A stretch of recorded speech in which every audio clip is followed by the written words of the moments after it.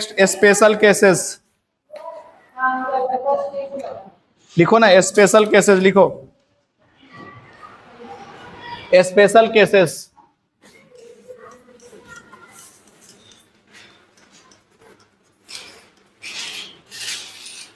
Special cases के अंदर में सबसे फर्स्ट है कि अगर दो वेक्टर आपस में पैरेलल है। क्या है स्पेशल फर्स्ट? कि अगर दो वेक्टर आपस में क्या है बच्चा, बोलो, पैरेलल है। जैसे ए वेक्टर और इधर क्या हो गया, बी वेक्टर आपस में पैरेलल है, तो थीटा की वैल्यू कितना डिग्री होती है? 0 डिग्री। समझ में आया क्या? दो वेक्टर अगर आपस में पैरेलल है तो थीटा की वैल्यू कितना हो गई? 0 डिग्री। तो बोलो, अगर मेरे से बोलेगा कि a का स्क्वायर प्लस b का square plus 2ab cos 0 degree का अंडर रूट, तो क्या यही हमारे को मिल जाएगा? रिजल्टेंट वेक्टर मिलेगा कि नहीं मिलेगा? का मॉड। अच्छा, इसी को हम लोग कभी कभी a प्लस बी का भी मॉड बोल सकते हैं कि नहीं बोल सकते हैं? अच्छा, तो बोलो क्या लिखेंगे इधर? a का स्क्वायर प्लस b का स्क्वायर और कॉस 0 डिग्री का वैल्यू कितना होता है? बोलो 1। समझ में आया क्या? तो यहां से क्या लिखेंगे? a प्लस बी का होल स्क्वायर का अंडर रूट, यानी कि a प्लस बी। और याद रखना यहीं पे मैक्सिमम रिजल्टेंट मिलता है, ये भी ध्यान में रखना, क्या कि तुम लोग को ये सब याद नहीं रहता और क्वेश्चन में पूछ देता है कि मैक्सिमम रिजल्टेंट कब आएगा। तो maximum resultant a plus B होता है और वो थीटा की वैल्यू कितना डिग्री होना चाहिए? 0 डिग्री। जल्दी से करो फटाफट।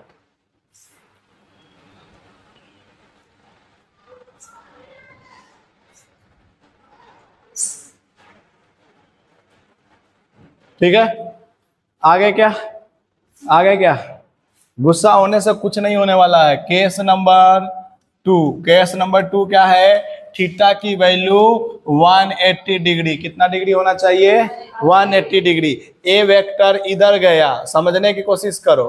अच्छा, बी वेक्टर इधर गया, दोनों के बीच का एंगल कितना हो गया? 180 हो गया कि नहीं हो गया? तो ए वेक्टर बी वेक्टर, तो यहां क्या लिखेंगे? रिजल्टेंट अगर निकालना होगा सीधा लिख दू आर वेक्टर। आर वेक्टर का मॉड क्या लिखेंगे, कोई बता सकता है क्या? a का स्क्वायर प्लस b का स्क्वायर प्लस 2ab और कॉस कितना लिखेंगे? नया बच्चा जो नहीं पढ़ा है वो तो कुछ बोल ही नहीं पा रहे हैं, क्योंकि उनके तो उड़ गए हुए हैं तोते। इधर गया रे, इधर चिड़िया उड़े उड़े। चलो इधर, हाँ उधर कहाँ गया बच्चा? चिड़िया उड़े या नहीं उड़े? नहीं उड़े। तो चलो लिखो जल्दी से, a का स्क्वायर प्लस b का स्क्वायर प्लस 2ab और cos 180 माइनस 1 होता है, पता है क्या तुम लोगों को? तो a का स्क्वायर प्लस b का स्क्वायर माइनस 2ab का अंडर रूट मीन्स क्या हो गया? a माइनस बी का होल स्क्वायर का अंडर रूट, मतलब कि a माइनस बी, और इस समय हमको मिनिमम मिलेगा। जल्दी करो फटाफट, जल्दी जल्दी लिखते चलो। हो गया ये बातें? अरे बातें हो गई क्या? अरे हो गई क्या बातें? जल्दी जल्दी करो। I will start the questions on the basis of resultant vector. जल्दी से करो।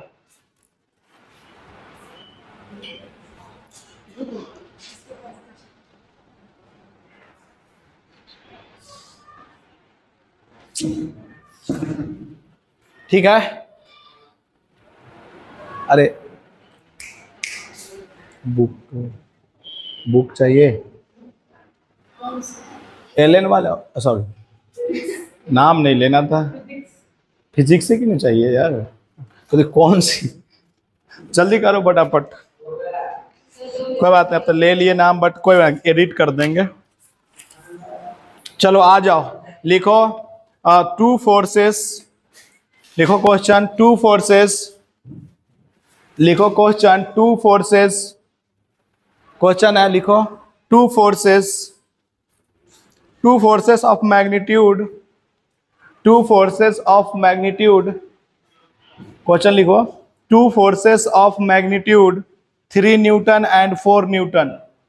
two forces of magnitude 3 Newton and 4 Newton respectively, 3 Newton and 4 Newton respectively are acting on a body, acting on a body. Calculate the resultant force.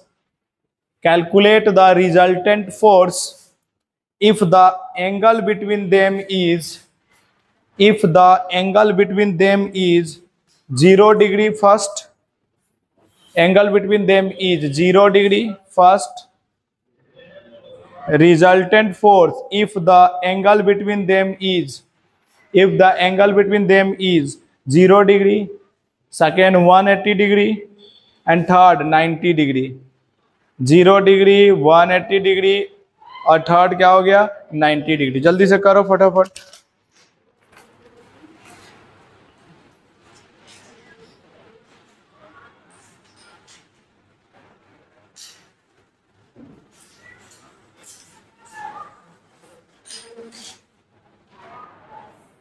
हो गया? अरे बातें क्यों कर रहा है भाई, करो ना क्वेश्चन सॉल्व। हो गया? जल्दी से देखो। एक बॉडी के ऊपर में, किसी एक बॉडी के ऊपर में, देखो इधर बताता हूं, किसी एक बॉडी के ऊपर में कितना न्यूटन फोर्स लग रहा है 3 न्यूटन। और कितना लग रहा है बच्चा, दूसरा कितना न्यूटन लग रहा है। तब 0 डिग्री का मतलब क्या हुआ कि दोनों सेमी डायरेक्शन में लग रहा है। तो क्या लिखेंगे, आर नेट सीधा बोलो जल्दी से। अभी तो बताया 3 + 4, यही तो बोला था 0 डिग्री पे, यानी कि 7 न्यूटन। आ गया कि नहीं आ गया? अरे आ गया कि नहीं आ गया? इसको फॉर्मूला में भी डालोगे तो वही बात होगी, इसलिए फॉर्मूला में डालने की क्या जरूरत है, डायरेक्ट आंसर आ जाएगी ना। अभी तो बताया था 0 डिग्री पे क्या होता है, a + b। अरे होता है कि नहीं होता है? दूसरा बोलो जल्दी से। अब दूसरा नंबर बोलो, सेकेंड नंबर। 1 पे कितना लग रहा है 3 न्यूटन। इधर मान लो तो 180 डिग्री पे इधर कितना लगेगा 4 न्यूटन। बोलो नेट कितना लिखेंगे, बोलो जल्दी से। 3 - 4 यानी कि -1 न्यूटन। तो अब हम डायरेक्शन बता देंगे ना कि किधर लग रहा है। कोई बोलेगा कि -1 का मतलब उधर ज्यादा लग रहा है, तो उधर के लिए क्या लिखेंगे -i।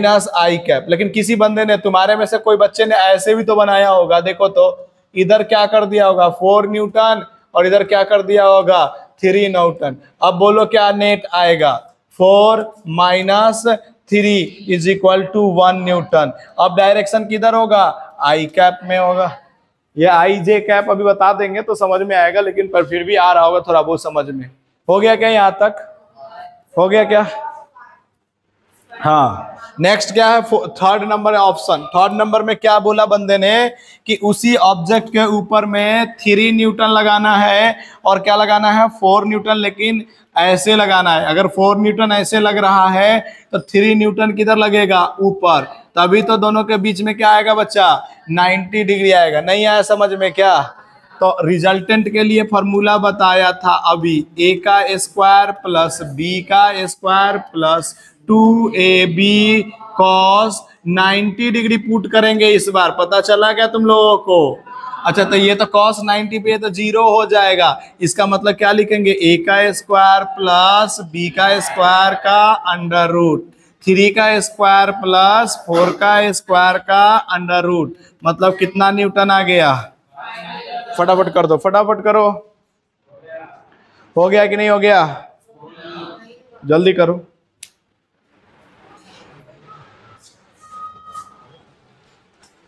समझ में आया क्या?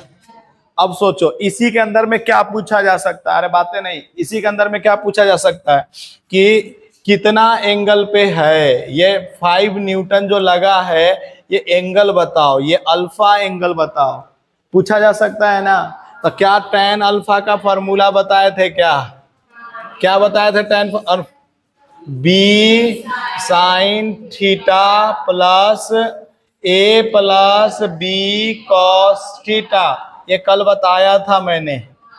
अच्छा, b तूने किसको माना है, 3 को b माना है, जिसको मान ले। हम लोग भी 3 को या a को b माने हैं। किसको मानना चाहते हो, जिसको मानो ना, बोलो हमेशा b जो है 3 को मान लो, ठीक है। तो 3 इंटू कॉस सॉरी साइन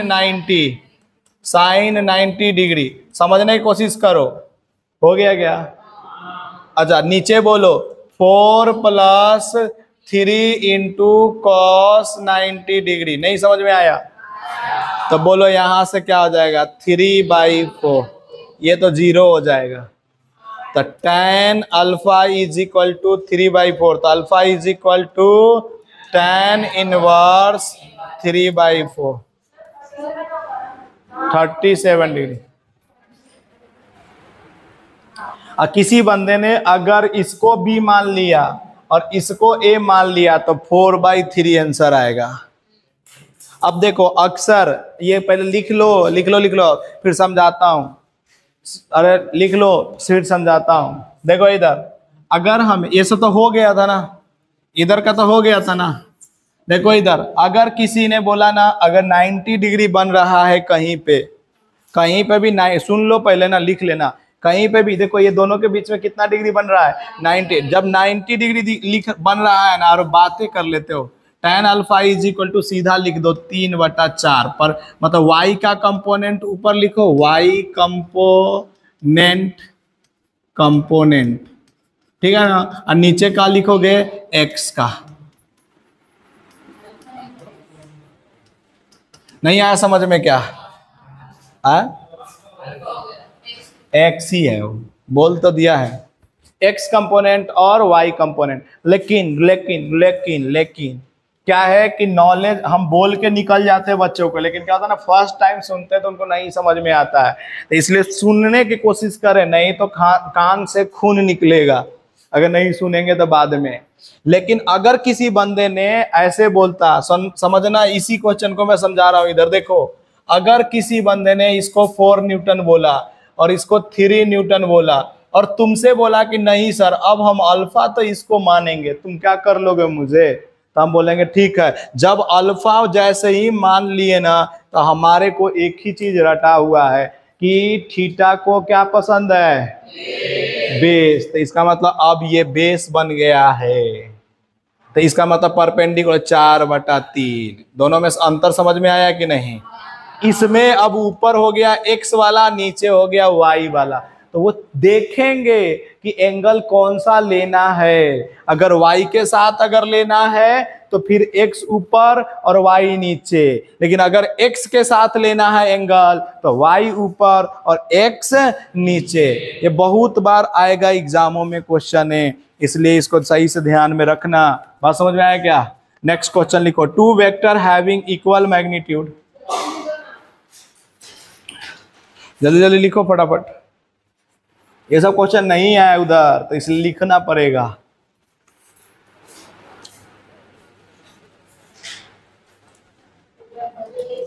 देखो 2 vectors having equal magnitude, 2 vectors having equal magnitude of 5 Newton, 2 vectors having equal magnitude of 5 Newton have an angle 60 degree between them, have an angle 60 degree between them 5। अरे कहाँ तू है? Equal magnitude of 5 units, 5 Newton's, ठीक है।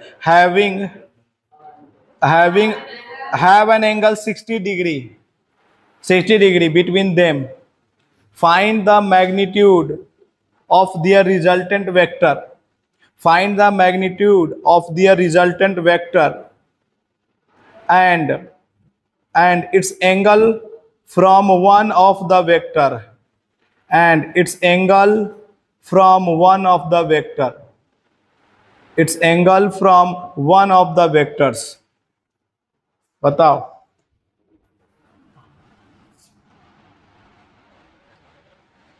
क्या बोला? 2 vector है। क्या बोला बच्चे ने कि 2 वेक्टर है, तो एक वेक्टर को इधर बना देते हैं और दूसरे वेक्टर को कैसे बना देते हैं? ऐसे बना देते हैं ना। अरे समझ में आया क्या? एक वेक्टर को कितना यूनिट दिया हुआ है? 5 न्यूटन। दूसरे वाला का भी कितना दिया हुआ है? 5 न्यूटन। यही तो है। और इन दोनों के बीच का एंगल कितना दिया हुआ है? 60। तो इसका रिजल्टेंट कुछ इधर होने वाला है पता है कि नहीं तुम लोग को? तो ये एंगल कितना होगा अल्फा, ये भी निकालना। तो पहले तो हम रिजल्टेंट निकालेंगे। तो रिजल्टेंट इज इक्वल टू क्या लिखेंगे बोलो? Mod of R is equal to 5 का स्क्वायर प्लस 5 का square plus 2 into 5 cos 60 degree. अब सोचो कैसे लिख दिया है। तो फॉर्मूला अभी बताया था, ए का स्क्वायर प्लस बी का square plus 2ab cos theta. और यहाँ पे हमने इसको बोला कि तुम ए बन जाओ, और ऊपर वाले को क्या बोला मैंने? तुम बी बन जाओ। नहीं समझ में आया क्या? अरे आया कि नहीं आया? यहां से तुम क्या निकालोगे? 5 का स्क्वायर यानी कि 25, और इधर भी 25, और इधर कितना हो गया 50। 50 मल्टीप्लाई क्या लिखोगे? cos 60 कितना होता है? Very good. तो यहां से क्या आ जाएगा? ये 25, यानी कि 75 आ गया कि नहीं आ गया? 75 को क्या लिख सकते हैं? 5√3 न्यूटन। आ गया कि नहीं आ गया? 5√3 न्यूटन आ गया क्या? 5√3 न्यूटन आ गया। अब tan निकालना है, tan अल्फा। तो हमने क्या बोला था? b sine theta. तो b किसको माना है? 5 को। तो 5 साइन 60 डिग्री। समझ में आ रहा है तुम लोग को? और नीचे 5 plus 5 cos, very good, 5 cos 60 degree. बोलो जल्दी से, 5 कॉस 60√3/2। नीचे बोलो 5 प्लस 5/2। नहीं आया समझ में? यहां से कितना हो जाएगा? 5 तो कॉमन आ जाएंगे। अरे 5 तो कॉमन आ जाएंगे ना। तो 5 से 5 नीचे वाला कट जाएगा क्या? चलो, बहुत होश उड़ गए लोगों का कि कैसे आपने कर दिया। तो चलो 5 2 जा 10, 10 और 5 15/2 ऐसे लिख लो ना, क्या दिक्कत है? मेरे को तो जैसे कहोगे वैसे कर देंगे। 3 क्या आ जाएगा? √3/3 मतलब कितना आया? 1/√3। ये किसकी वैल्यू आया है? tan अल्फा की। जल्दी करो फटाफट। tan alpha. तो यहां से क्या लिखोगे? tan अल्फा बराबर 1/√3। और ये किसकी वैल्यू होती है? tan 30 डिग्री के। याद है क्या तुम लोगों को? तो अल्फा की वैल्यू कितना आया? 30 डिग्री। यानी कि ये अल्फा जो है ये 30 डिग्री पे है। हो गया क्या? जल्दी करो फटाफट। क्वेश्चन अच्छा अच्छा करवा रहे हैं तो इसका मतलब है अच्छा अच्छा करने की कोशिश करो तुम लोग। ठीक है, चले आगे बात करें। एक नोट लिख ले, एक नोट लिख ले। क्या नोट में क्या है? नोटबंदी के अंदर में नोट आया था, तो हम लोग भी नोट को यूज कर रहे हैं। नोट क्या कहता है? समझना। अच्छा, तुम लोग को याद है डीमोनेटाइजेशन हुआ था? पहले 2000 रुपया चलते थे, वो सब बंद कर दिया गया था। तुम लोग उस समय तो इतनी रहे होंगे पनपे, अभी पनप रहे होंगे धीरे धीरे। 5वीं 6वीं में होंगे उस समय। वही ना, तुम लोग पनप रहे थे थोड़ा थोड़ा थोड़ा थोड़ा।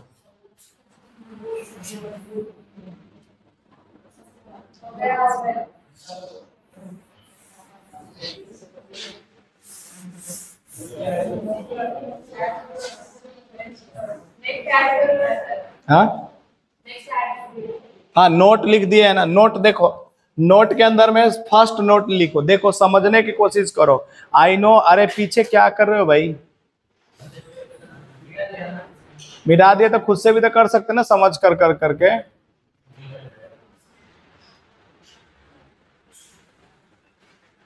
अभी फेंक दूंगा दोनों का, तब समझ में आएगा।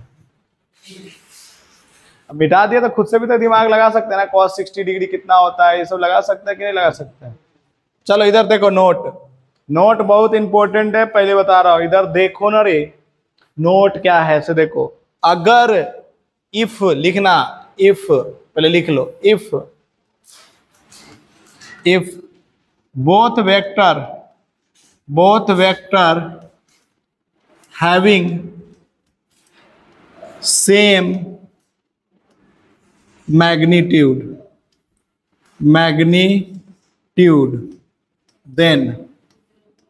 then resultant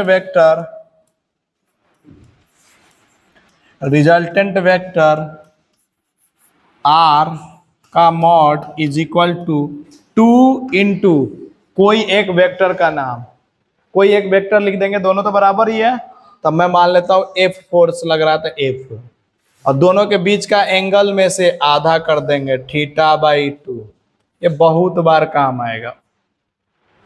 समझ में आया कि नहीं? जल्दी लिखो,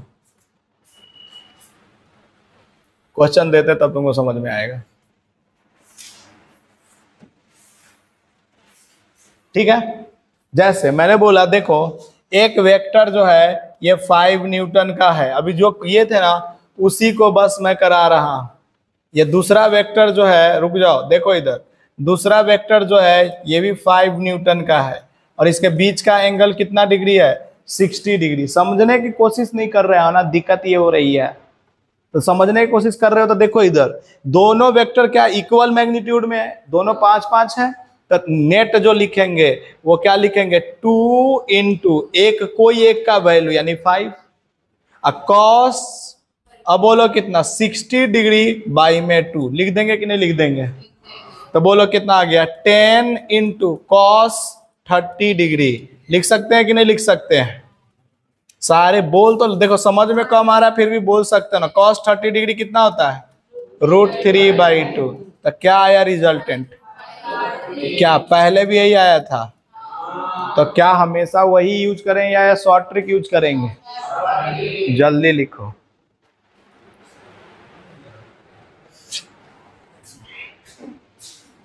फटाफट लिखते चलो। हो गया? नोट नंबर 2,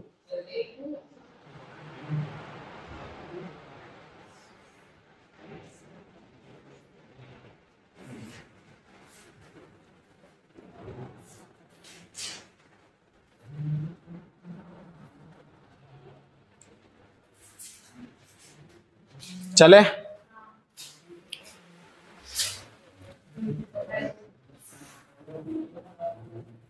नोट नंबर 2, अरे इधर देखो, नोट नंबर 2 समझो इधर। नोट नंबर 2 में कहता है कि अगर दो वेक्टर इक्वल मैग्नीट्यूड है, क्या है? If two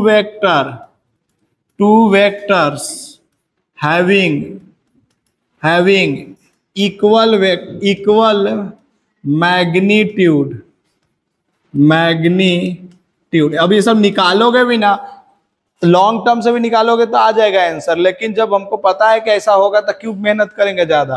to vectors have equal magnitude and angle between them is 120 degree. कितना डिग्री है उसका? 120 degree. Then net force, net resultant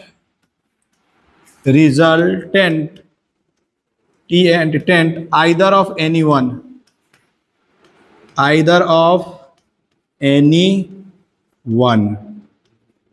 नहीं समझ में आया? समझाते हैं, जल्दी लिखो। either of any one,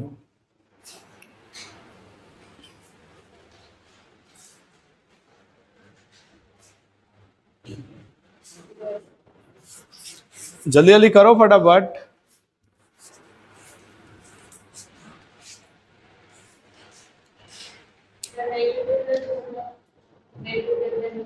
क्या मतलब? वही रिजल्टेंट जो निकाल रहे हैं, आर निकाल रहे हैं, वही को बोलते नेट। और कोई डाउट? देखो इधर समझो, नहीं पूछते रहो बीच में, हमें कोई दिक्कत नहीं है, लेकिन थोड़ा फास्ट लिखो बस, तुम लोग बहुत धीरे लिखते हो। ये दो वेक्टर है, दोनों वेक्टर के बीच का एंगल बोलो कितना डिग्री देना है? 120 डिग्री। समझ में आया क्या?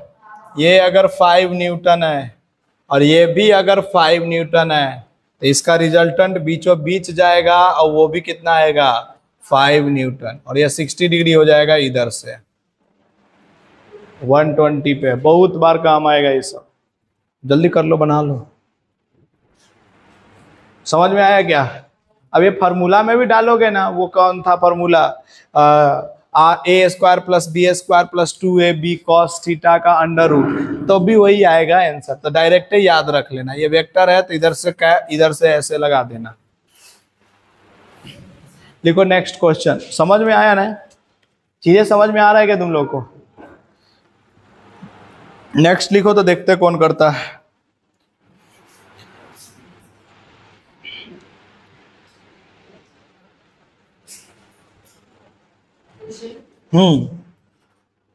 लिखो A vector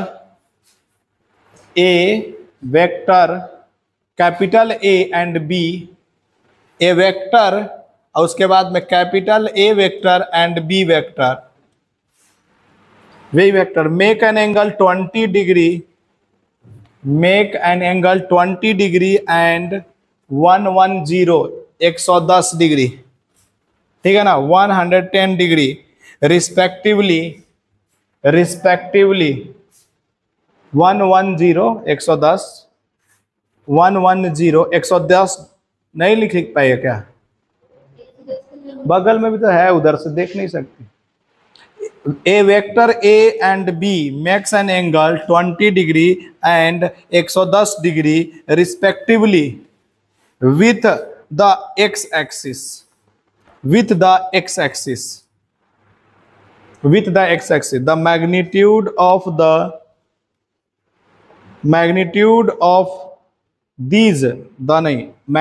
of these vectors are 5 and 12 meter respectively, 5 and 12 meter respectively. Find their resultant vector.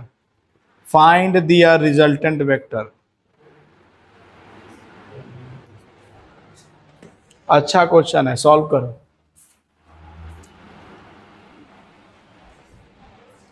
ठीक है, क्या बोला? दो वेक्टर है ए और बी। पहली बात है समझो, देखो अच्छा क्वेश्चन होता है तो उसको समझने की कोशिश करो। ये कौन सा एक्सिस है और ये कौन सा एक्सिस है, इतना तो तुम लोग को आता होगा। बोला उसने कि एक वेक्टर जो है 5 न्यूटन का है, 5 मीटर का है, यही तो बोला उसने। और ये बना रहा है एक्स एक्सिस से कितना डिग्री, 20 डिग्री। इतना ही तो बोल के छोड़ दिया उस बंदे ने। अच्छा, दूसरा वेक्टर जो है, देखो मैं कलर चेंज करके बना रहा हूँ।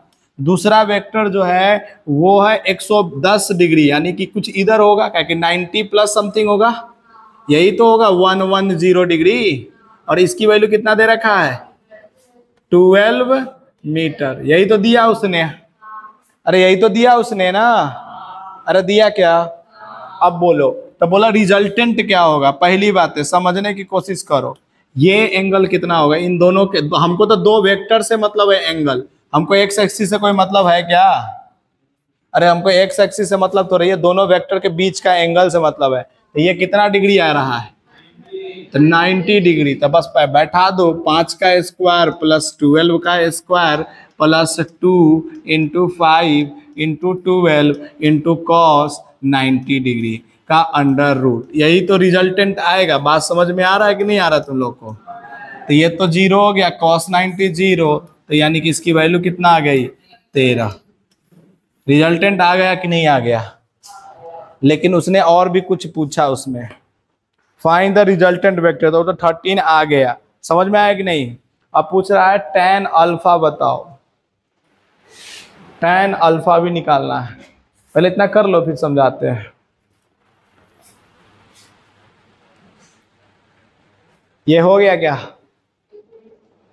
अच्छा क्वेश्चन था ना। देखो लैंग्वेज का प्रॉब्लम था तुम्हारा, क्वेश्चन में कुछ नहीं था, बस क्या चीज का प्रॉब्लम आया, लैंग्वेज का। अगर लैंग्वेज सही से सीख लेते तो ये क्वेश्चन भी सॉल्व हो जाता। हो गया। अब tan अल्फा तो सबको, हर बच्चा को पता है, tan alpha is equal to B sine theta upon में a plus B cos theta. ये बच्चा को पता होता है इस क्लास के। जिसको जेईई मेन की तैयारी करना है। समझ में आया क्या?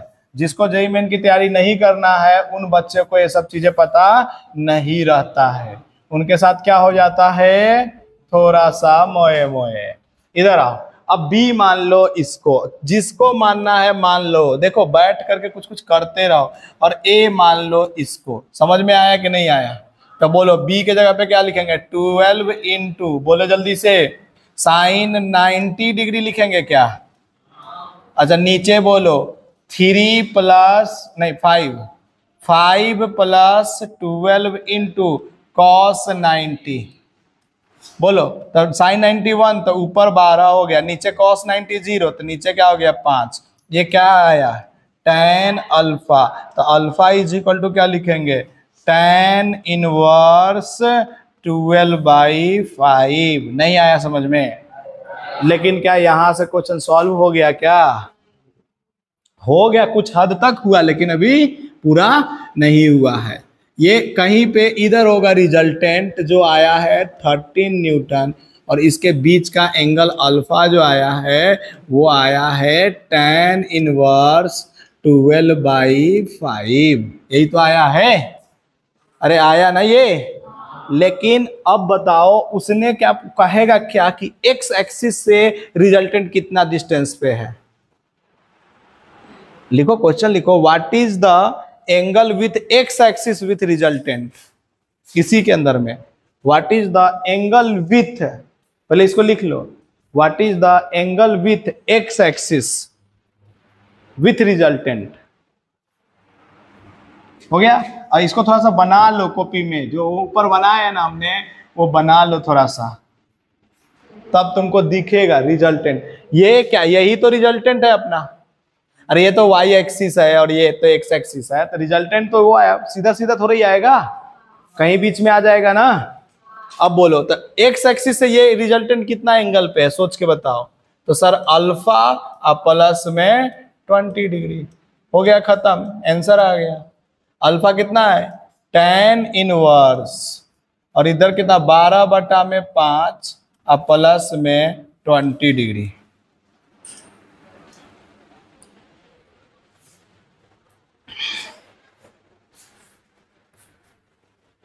ये किसके साथ आया एंगल, एक्स एक्सिस के साथ। हाँ, ऐसे क्वेश्चन घुमा घुमा के पूछते हैं, तभी तो नॉर्मल बच्चा नहीं सोच पाता है। पता है कि नहीं आपको? नॉर्मल बच्चा नहीं सोचने का सबसे बड़ा रीजन यही है, बिकॉज क्या होता है कि बच्चे के पास में क्या होता है कि उतना तक सोच ही नहीं पाता है, क्योंकि बच्चे क्या है ना और भी चीजों में व्यस्त रहते हैं। तो फिर सोच के क्यों आए थे कि हम जेईई मेन करना है, और ही चीजें कर लेते, सोच करके आते हैं। सच्चाई बता रहा हूँ, इस एज में क्या होता है ना, सबसे ज्यादा जो होता है बच्चे लोगों का गेम, आपको भी पता है कौन सा गेम खेलते हैं, गर्लफ्रेंड बॉयफ्रेंड। ये सबसे ज्यादा इसी एज में गेम खेलते हैं ये लोग। बट उससे कुछ होने वाला है नहीं, जाकर के आगे चल कर करके सबका यहाँ तो फिक्स डे रहता है मैक्सिमम का। अपने तुम्हारे यहाँ मामा का छोरा से शादी होने है, क्या फिक्स डे है सबका? तो फिर इससे चक्कर में पड़ने से क्या फायदा है? क्या फिक्स है, अपना अपना पढ़ाई पे लगो ना भाई। अच्छा कितने करेंगे, नहीं मेरा तो फिक्स डे नहीं है, तो तुम्हारा होने वाला भी नहीं है, याद रखना।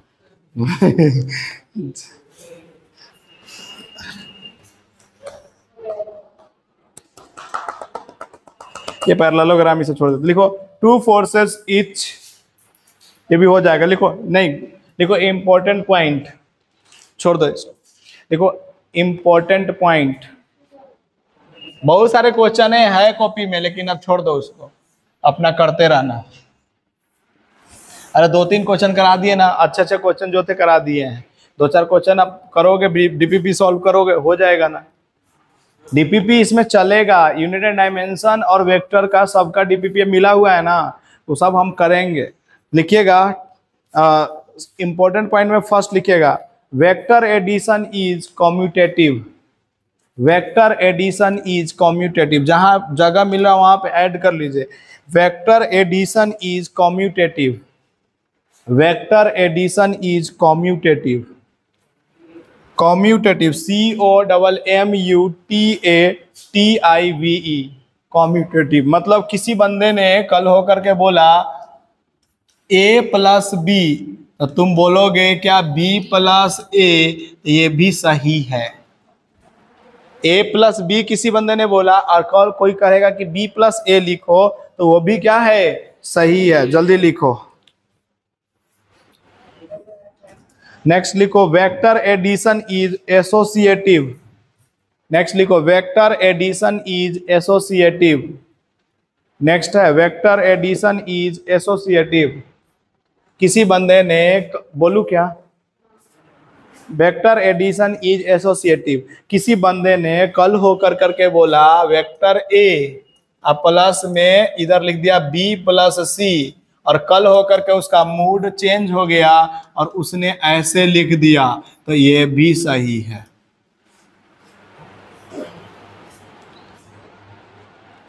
जल्दी लिखो। हो गया क्या? देखो रिजल्टेंट ऑफ वेक्टर इज,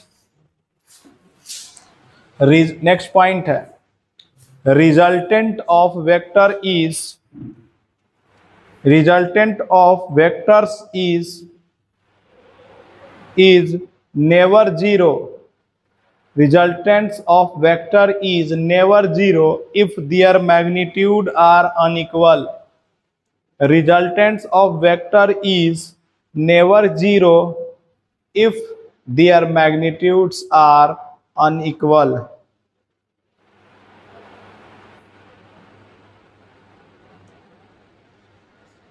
समझ में आया क्या? अगर दो वेक्टर, सुनो तो, दो वेक्टर का अगर मैग्नीट्यूड सेम नहीं है तो कभी भी उसका रिजल्टेंट जीरो नहीं आ सकता है। ये सब थ्योरेटिकल क्वेश्चन पूछा जा सकता है ना। अच्छा सोचो, नेक्स्ट पॉइंट लिखना। Next point, if vectors are unequal magnitude,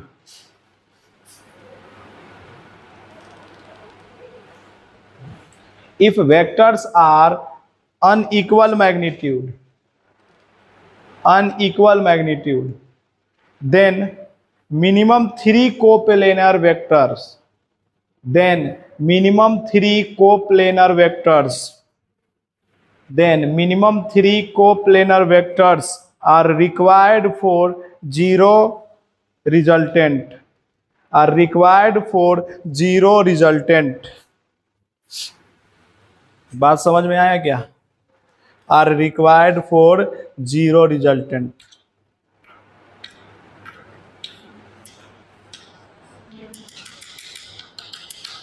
ये बात समझ में आया? कहेगा कोप्लेनर वेक्टर का मतलब क्या हुआ? कोप्लेनर का वेक्टर का मतलब क्या हुआ? कल ही लिखवाया था डेफिनेशन।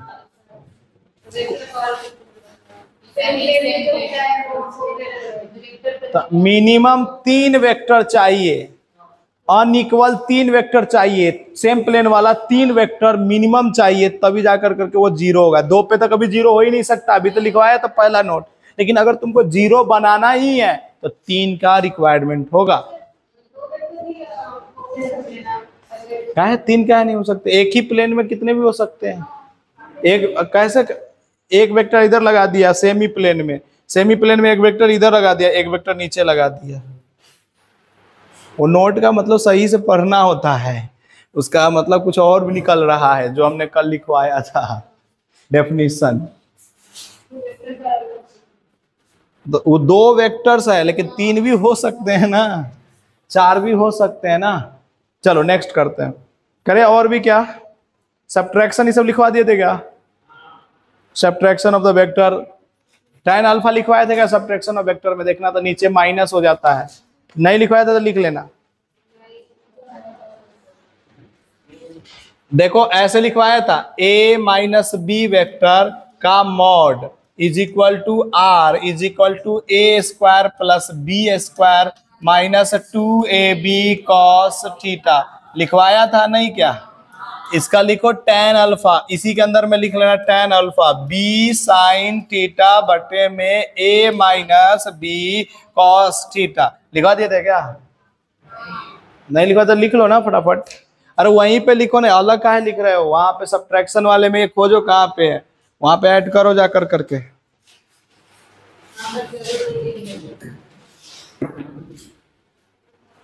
कल ही लिखवाया था यार, रिजल्टेंट वाला लिखवा कर कर करके, और वो डायगोनल बनाया था, 2 डायगोनल, अगर याद हो तुमको तो।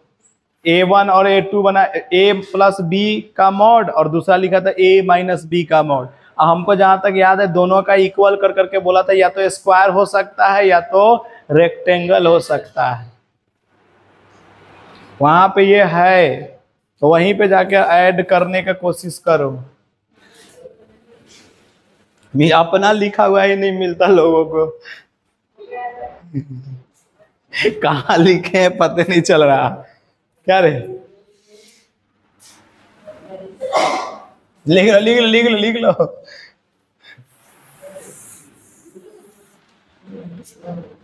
देख लिया, देखो important point for subtraction, important point for subtraction, important point for subtraction, important point for subtraction.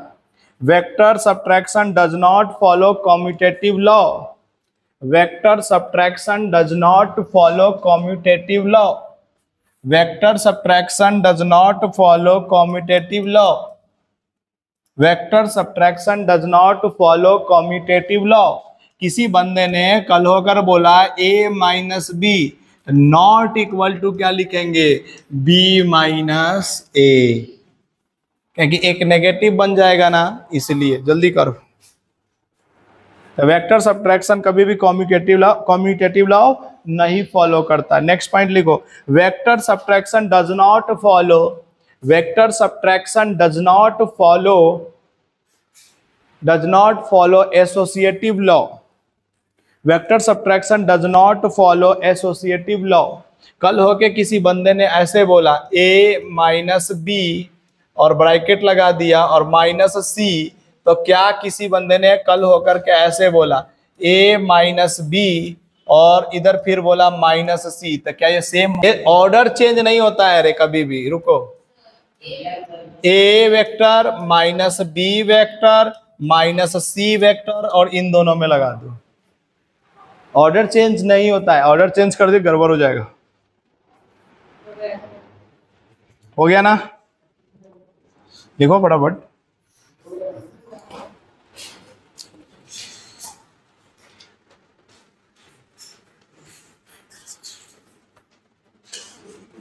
देखो क्वेश्चन लिखो, क्वेश्चन लिखो, the magnitude of pair of displacement vectors are given, the magnitude of pair of displacement vectors are given.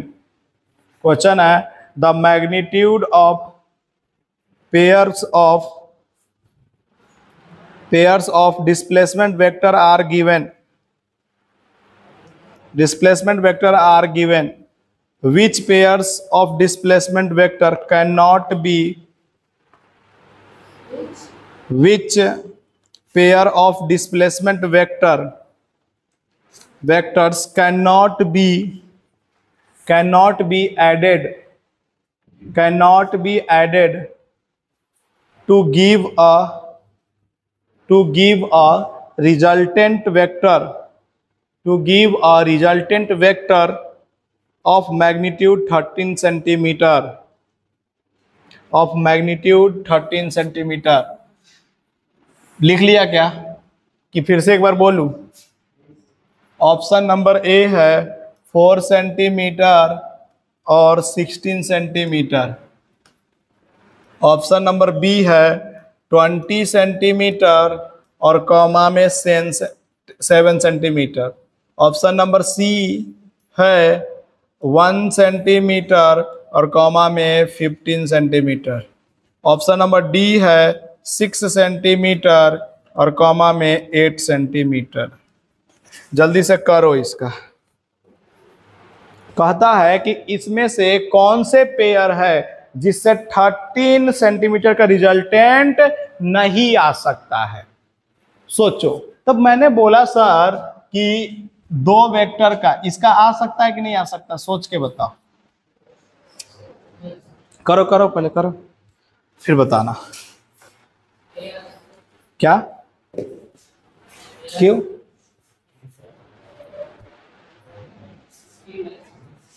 तो फिर इसका कैसे आ सकता है? Minus करके, वेरी गुड। और इसका भी तो नहीं आ सकता है, फिर तो इसका भी नहीं आना चाहिए। अब सुनो मेरी बातों को, हमने बोला था कि मैक्सिमम रिजल्टेंट और कोई वेक्टर का मैक्सिमम वैल्यू से तो कम ही होगा, बाद में आएगा तो result maximum value is equal to भी बोल सकते हैं। अच्छा, कोई आर की वैल्यू और उसकी मिनिमम वैल्यू से ज्यादा होगा और उसके इक्वल भी हो सकता है। तो बोलो इसका मैक्सिमम वैल्यू उसका ऊपर वाला का बताओ कितना है? 16 + 4 20 ना रे। और मिनिमम वैल्यू 12, तो इसके बीच में तो आ ही सकता है ना, 13 आ सकता ना इसके बीच में। तो फर्स्ट ऑप्शन है ना। समझ में आया क्या? अरे मैक्सिमम मिनिमम अभी तो पढ़ाया था, मैक्सिमम मिनिमम वैल्यू।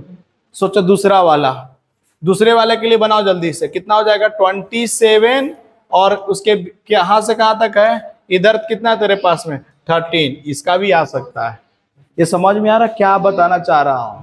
कि अभी तो बताया था मैक्सिमम वैल्यू और मिनिमम वैल्यू के बीच में ही तो कोई वेक्टर या उसके इक्वल पे काम करता है। बात सही है क्या?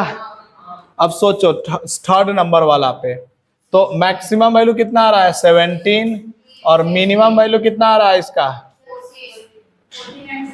अच्छा ये 16 है क्या? 16 और इधर कितना आ रहा है? 14। 13 तो आया ही नहीं इनके बीच में, तो यही नहीं होगा। देखा, ये सब चीजें जो है ना यहाँ पे सीखे तुमने शाम वाले बैच में।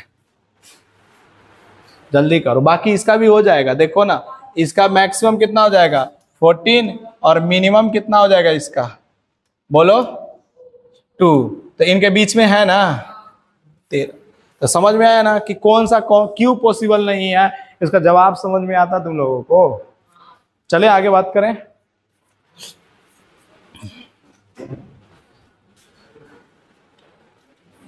लिखे क्वेश्चन, अभी क्वेश्चन कर रहे हैं।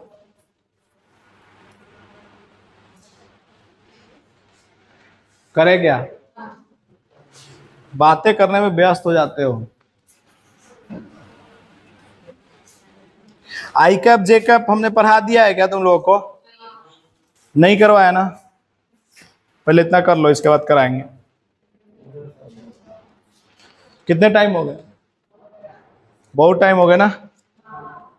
चलो लिखो चुपचाप क्वेश्चन लिखो। If magnitude of A vector and B vectors and resultants are same, if magnitude of a vector, b vector and resultants are same, then find the angle theta. If magnitude of a vector comma b vector and resultant are same, then find the angle theta. 120 degree. अभी तो बताया था कि दो vector के बीच में angle 120 होता है तो मैग्नीट्यूड सेम आता है।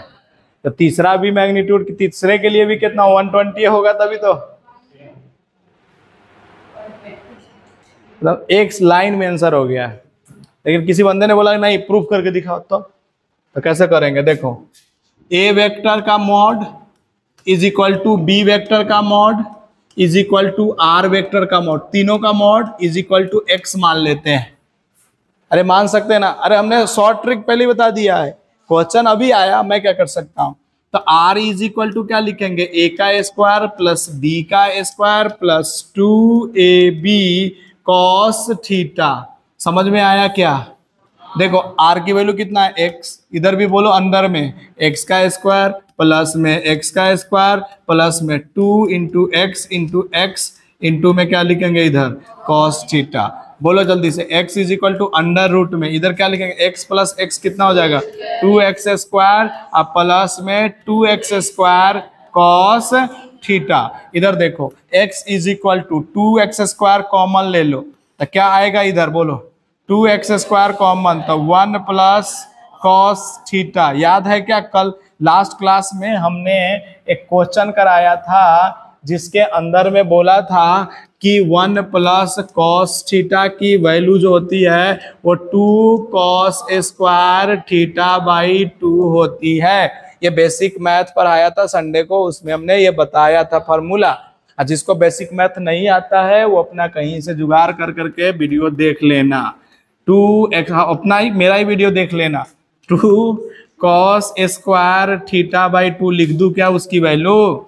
तो 2 2 जा 4 √4 x square cos square theta by 2 is equal to x लिख सकते हैं क्या? अभी तो फार्मूला लिखा है इसका। गजब आदमी हो। अरे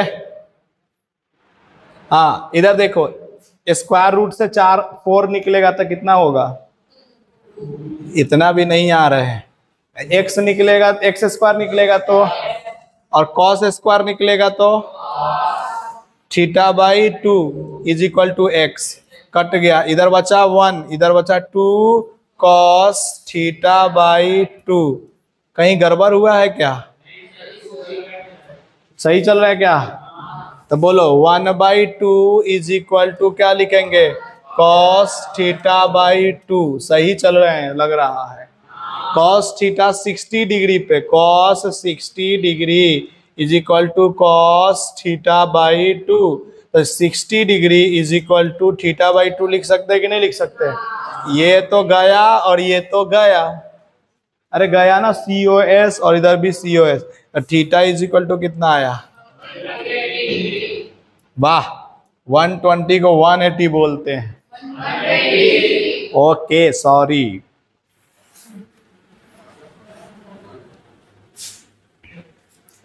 अरे ऐसे बोल दिए, दिल पे ले लिया बच्चा ने। हट। अब देखो ना भाई, इतना कराने के बाद में भी अगर तुम्हारा ड्रीम बन रहा है कि जेई करना चाहे, NDA करना चाहे, कुछ भी करना है, अब ये सब इतना आना पड़ेगा। और इतना नहीं आ रहा है जिसको भी नहीं आ रहा, वो घर पे 4 बार 5 बार करने की कोशिश करे। रफ बना दे रफ कॉपी को बढ़िया से। हर दूसरे तीसरे दिन में एक रफ कॉपी खत्म होना चाहिए, तब जा कर करके होगा। इतना रफ कर दें। और इन सबको करने के लिए आपको मिनिमम चाहिए 8 घंटा पढ़ाई। अभी से जिस बंदे ने 6 घंटा 8 घंटा पढ़ लिया ना, उसका तो सिलेक्शन है, इसकी गारंटी हम दे रहे हैं। उसकी गारंटी हम दे रहे हैं। लिखो क्वेश्चन, घर से करके आना। अच्छा, इस बार के टेस्ट में वेक्टर नहीं आ रहे हैं, काइनेमेटिक्स आ रहे हैं, वो भी सुपर डुपर लेवल। काइनेमेटिक्स में भी प्रोजेक्टाइल नहीं आ रहे, लेकिन प्रोजेक्टाइल खत्म हो गया है। करो करो, तुम लोग का तो आसाने आ रहे हैं। लिखो नेक्स्ट। एक क्वेश्चन है जो घर से करके आना। बाप रे बाप, एक एक लाइन ये सब देख के लिखता है। इसका मतलब हमको लगता है कि घर पे जाकर के कुछ दिमाग ही नहीं यूज होता है, तभी तो एक एक लाइन लिखना पड़ता है। कोई बात नहीं, होता है। देखो, magnitude of vector A and B, magnitude of vector A and B, magnitude of vector A and B, magnitude of vector A and B are equal, then find the resultant vectors magnitude, then find the resultant vector magnitude। कोई कर रहा है या घर से दे दे? तो जिसको जिसको घर जाना जाइए, हम इसको कर देते हैं। मैग्नीट्यूड ऑफ ए और मैग्नीट्यूड ऑफ बी वेक्टर क्या दिया है? इक्वल। तो इसको क्या मान ले? x। रिजल्टेंट बराबर क्या लिखेंगे? बोलो, a का स्क्वायर प्लस b का square plus 2ab cos theta. यही तो लिखना है रे। अब इसमें पुट कर दो ना, a के जगह पे क्या पुट कर देंगे? x स्क्वायर प्लस में फिर से x स्क्वायर 2x इंटू में cos थीटा। खत्म। यहां से इसको जोड़ दोगे तो क्या आ जाएगा? देखो ना, 2x स्क्वायर, और उधर भी क्या मिला? 2x square. अभी थोड़ा देर पहले एक फार्मूला बताए थे, 2x स्क्वायर कॉमन जैसे लोगे ना, यहाँ 1 प्लस क्या मिलेगा? cos theta. समझ में आया कि नहीं आया? अब यहाँ पे क्या करोगे? बोलो, 2x² को ऐसे ही छोड़ दो। और मैंने बोला अभी 1 + cos थीटा को क्या लिखते हैं, 2 मल्टीप्लाई, क्या लिखते थे बताओ, हाँ 2 मल्टीप्लाई cos² थीटा/2, यही तो लिखेंगे का अंडर रूट 2 2 जा 4x² cos² थीटा/2 का अंडर रूट, यानी 2 × x में cos थीटा/2। अगर तुम सही से देखता ना तुमसे हो जाता, पता कहां से हो जाता, ये एक नोट लिखवाए थे कि if two vectors have the equal magnitude then short trick था, क्या शॉर्ट ट्रिक था, 2f cos थीटा/2। तो वही क्वेश्चन को तो घुमा करके दे दिया गया यहाँ, शॉर्ट ट्रिक अभी तो बताए थे, वही क्वेश्चन को क्या दे दिया है घुमा करके।